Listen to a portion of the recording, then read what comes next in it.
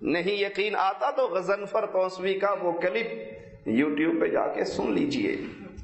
India Hyderabad کے دورے میں وہ کہتا ہے تم نماز روزے کی بات کرتے ہو، حشر کا منظر دکھاؤں؟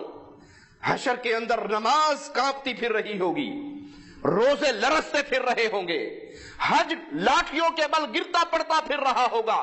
وہاں اگر کسی کو حشر میں نجات ملے گی تو صرف اس کو جس کی زبان پہ یا علی یا علی یا علی کا نعرہ ہوگا.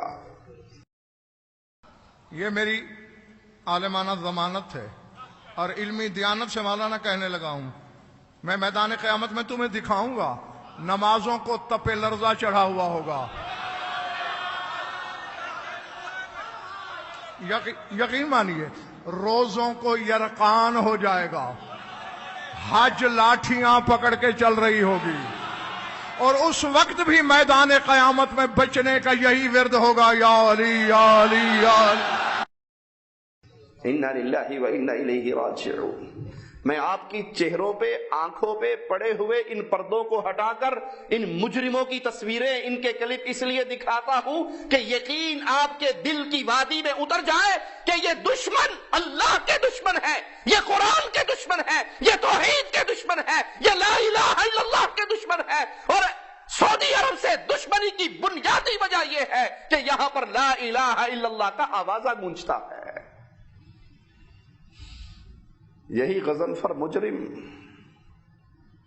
کہتا ہے خیبر کے میدان میں جب جنگ بھڑک اٹھی تو اللہ نے رسول اللہ صلی اللہ علیہ وسلم کی طرف وحی کر کے کہا نادے علیا، نعرہ مار یا علی مدد کا تو بھی. پھر خود ہی کہتا ہے کہ محمد صلی اللہ علیہ وسلم تو علی کے بھی مولا ہیں، علی بہت بڑے مولا ہیں لیکن محمد علی کے بھی مولا ہیں. پھر اللہ نے محمد صلی اللہ علیہ وسلم سے کیوں کہا نادے علیا؟ کہا اس لیے کہ اللہ کی سنت ہے مدد اس وقت آتی ہے جب کوئی یا علی مدد کہے. محمد کو بھی مدد کی ضرورت پڑی تو اس نے یا علی مدد کہا تو مدد ملی، ویسے نہیں ملی تو قیامت تک کے لیے جس کو مدد چاہیے اس کو یا علی مدد کہنا پڑے گا. میری قوم کے یہ بچے بھی جانتے ہیں. مقبول اتنا سا تھا سننے لگا، پھر خود کتابیں پڑھنے کی توفیق ملی تو خود بھی دیکھا کہ خیبر میں اللہ نے حکم کے لہجے میں اپنے محبوب سے کہا تھا نعوذ علی، کہا تھا پیچھے والوں کہا تھا، جو مومنین کھڑے ہیں کہا تھا. علی علی کرتے ہیں فرشتے اور اللہ سے خلافت مانگ لیتے ہیں. عادی ہو جاؤ اس کے. تو جب رسول جیسے عزت دار کو نعرے کی معافی نہیں ہے تو مجھ جیسے جھوٹے عزت دار کو کیسے ہوگی؟ انا للہ و انا الیہ راجعون. حقیقی صورتحال یہ ہے کہ یہ توحید کے دشمن، یہ لا الہ الا اللہ کے دشمن اسی لیے دشمنی کرتے ہیں بیت اللہ سے. اور ان کے اوپر قرآن حکیم کے یہ آوازیں بڑے فٹ اترتے ہیں. قد بدت البغضاء من افواہہم، ان کے اندر کی چھپا ہوا، ان کے اندر کا چھپا ہوا بغض ان کی زبانوں سے ظاہر ہو گیا ہے. نہیں یقین؟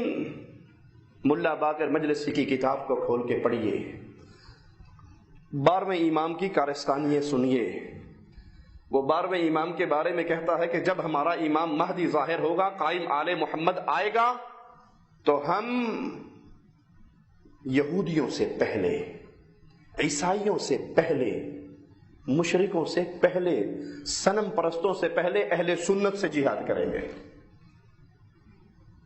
یمن کی یہ صورتحال آج بیت اللہ کے ارد و گرد شیعت کو پھیلانے کے یہ منصوبے کیوں ہیں؟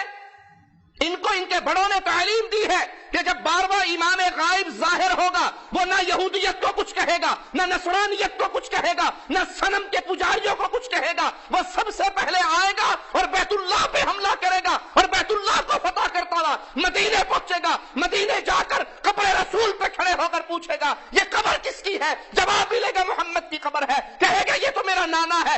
ساتھ کون دفن ہے؟ جواب ملے گا ابو بکر و عمر دفن ہے. کہے گا قبروں کو پھاڑو، ابو بکر کو نکالو، عمر کو نکالو، درختوں پہ ٹانگو اور ان درختوں کو آگ لگا دے گا.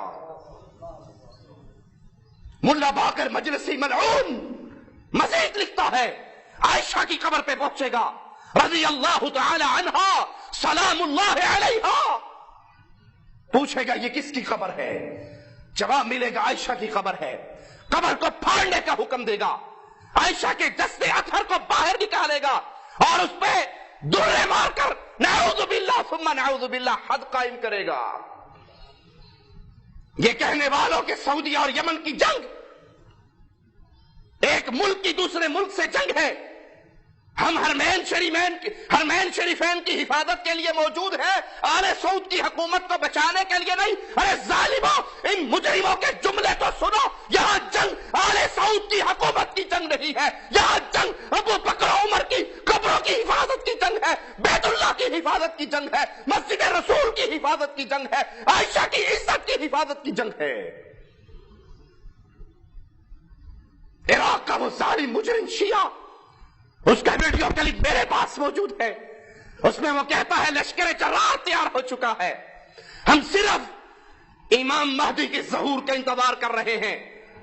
जो ही वो जाहिर होगा हम सबसे पहले बैतुल्लाह पे हमलावर होंगे, हम सबसे पहले मदीने पे हमलावर होंगे और वहां उस मक्का और मदीना में आने के बाद उनकी प्लानिंग क्या होगी? इसको शिर्क का मरकज बनाएंगे, यहां सहाबा की कब्रों की तौहीन करेंगे, सहाबा के मुबारक अजसाद को निकालकर आग लगाएंगे। أم في إيران؟ ندربهم حيثما تقتضي الضرورة. نحن جهزنا جيش إن شاء الله سنصلي في الحرمين الشريفين إن شاء الله. لم أفهم هذه العبارة، ماذا تقصد بأنكم ستصلون بالحرمين الشريفين؟ هل سيغزو هذا الجيش الحرمين الشريفين؟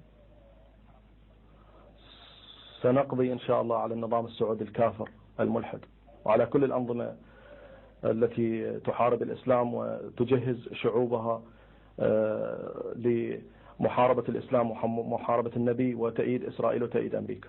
كيف ستحاربونهم؟